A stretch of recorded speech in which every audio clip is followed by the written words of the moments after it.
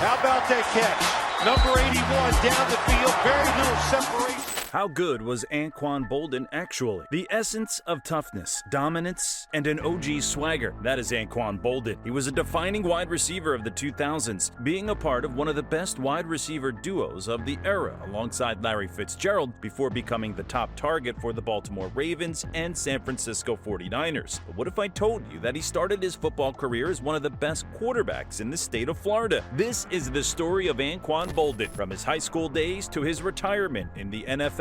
We find out just how good prime Anquan Boldin was. Anquan Boldin Sr. was born on October 3, 1980 in Pahokee, Florida, to Brenda Banks and Carl Boldin. At Pahokee High School, Boldin was a three-sport athlete playing football, basketball, and running track. In his highly decorated senior year at Pahokee, he served as the team's starting quarterback and led the team to an undefeated 10-0 record. Not only did Boldin lead Pahokee to a Muck Bowl victory, he was also named Florida's Mr. Football, the Florida Player of the Year, and was named to the USA Today First Team. To put into perspective just how talented Boldin was in high school at the quarterback position, in 2007, he was named to the Florida High School Association All-Century Team, a roster of the top 33 players in Florida high school history. After establishing himself as one of the most talented quarterbacks in the country, Boldin had his choice of where to go to college. Almost all of the top D1 programs were drooling over the thought of having Boldin as their quarterback, but he eventually decided to stay home and commit to Florida State with their legendary head coach Bobby Bowden. Despite his success as a quarterback in high school, it was an uphill battle for Boldin to earn the starting spot at Florida State. The previous season, in 1998, Chris Weinke led the Seminoles to an 11-2 record. In 1999, Boldin switched to wide receiver in an attempt to earn more playing time as a freshman. Adjusting to the position took him some time, and he didn't get much action. In those times, Florida State was a powerhouse. They went on to have a perfect 12-0 season, beating Virginia Tech 46-29 in the national championship. The following season, Weinke would go on to win the Heisman as Boldin continued to establish himself as a wide receiver. He finished his sophomore season with 41 receptions for 664 yards and 6 touchdowns. The Seminoles finished the 2000 season with an 11-2 season, ending their year with a tough 13-2 loss in the national championship. The 2001 season was extremely tough for Boldin. He tore his ACL before the season started. Despite such a serious setback, Boldin didn't let it kill his NFL dream, and he came back in the 2002 season better than ever. Boldin established himself as one of the top receivers in the country. He finished the year with career highs in receptions, receiving yards, and receiving touchdowns, recording 65 catches, 1,011 yards, and 13 touchdowns. Pro scouts were hesitant about Boldin leading up to the draft because of his prior injury and lackluster 4.7 40-yard dash at the combine. However, they were very high on his size, strength, leadership ability, and exceptional hands. The Arizona Cardinals had the opportunity to take Boldin in the first round twice, but they waited and were the lucky ones to get Boldin as a steal in the second round with the 54th pick. He was the 6th receiver off of the board, with Charles Rogers, Andre Johnson, Bryant Johnson, Taylor Jacobs, and Bethel Johnson selected in front of him. As a rookie, the 6-foot, 215-pound Anquan Boldin put the entire league on notice, became the Cardinals' #1 receiver, even over fellow rookie first-round pick Bryant Johnson. Boldin finished the season with 101 receptions for 1,377 yards and 8 touchdowns. This earned him a spot on the Pro Bowl, and he also won Rookie of the Year. More impressively, guess who was throwing the ball to Boldin his rookie year? Josh McCown and Jeff Blake. Yes, number 81 was insanely special. In the 2004 NFL Draft, even though the Cardinals had a true #1 receiver in Boldin, they took Larry Fitzgerald with the 3rd pick in the draft. It was a great pick, but 2 Hall of Fame-worthy quarterbacks were available on the board, Ben Roethlisberger and Phillip Rivers. The Cardinals were happy entering the season with Josh McCown. What do you think, Cardinals fans? Would you rather have Big Ben, Phillip Rivers, or are you sticking with Larry? Unfortunately, Boldin suffered a right knee injury in training camp in 2004, forcing him to miss 6 games. Entering entering year 2 injured caused Boldin to take a step back statistically. He finished the year with 56 catches for 623 yards and 1 touchdown. In year 3, Boldin bounced back and had an incredible season, catching passes from Josh McCown and a struggling Kurt Warner. Despite Boldin being sidelined for 2 games with an injury, he still finished the year with 102 catches, 1,402 yards, and 7 touchdowns. Quickly, he and fellow Cardinals wide receiver Larry Fitzgerald established themselves as the most dangerous wide receiver duo that the league had to offer. In 2006, the Cardinals selected Heisman-winning quarterback Matt Leinart from USC to have a promising young quarterback thrive with their young, dynamic receiving duo. But Leinart struggled and shared time with Kurt Warner as QB1. Boldin returned to the Pro Bowl after pulling in 83 passes for 1,203 yards and 4 touchdowns. In 2007, the Cardinals hired new head coach Ken Whisenhunt to help their young quarterback Leinart take the next step. But out of nowhere, Kurt Warner had a career resurgence, making the Cardinals a team on the rise. Boldin only participated in 11 games. However, he still became the fastest player in NFL history to achieve 400 receptions. He finished the year with 71 receptions for 853 yards and 9 touchdowns. In 2008, Boldin was only able to play in 11 games again, but he still put up solid numbers, finishing with 89 receptions, 1,038 yards, and 11 touchdowns, earning another Pro Bowl nod. But even more special was that Boldin appeared in the playoffs for the first time. Kurt Warner in Arizona made a Cinderella run all the way to the Super Bowl after taking down the Atlanta Falcons in the wild card round, the Carolina Panthers in the divisional round, and the Philadelphia Eagles in the NFC Conference Championship. This matched them up against the Pittsburgh Steelers in the Cardinals' first ever Super Bowl appearance in franchise history. They were defeated in heartbreaking fashion by a final score of 27-23. Boldin finished the game with 8 receptions for 84 yards, pulling in every target he received. In his final year with the Cardinals in 2009, Boldin posted 84 receptions for 1,024 yards and 4 touchdowns. During the offseason, there was breaking news. The Cardinals traded Anquan Boldin to Baltimore for a 3rd and 4th round pick. In his first season with the Ravens, he took a bit of a flyback statistically, catching passes from Joe Flacco. Boldin recorded 64 receptions for 837 yards and 7 touchdowns.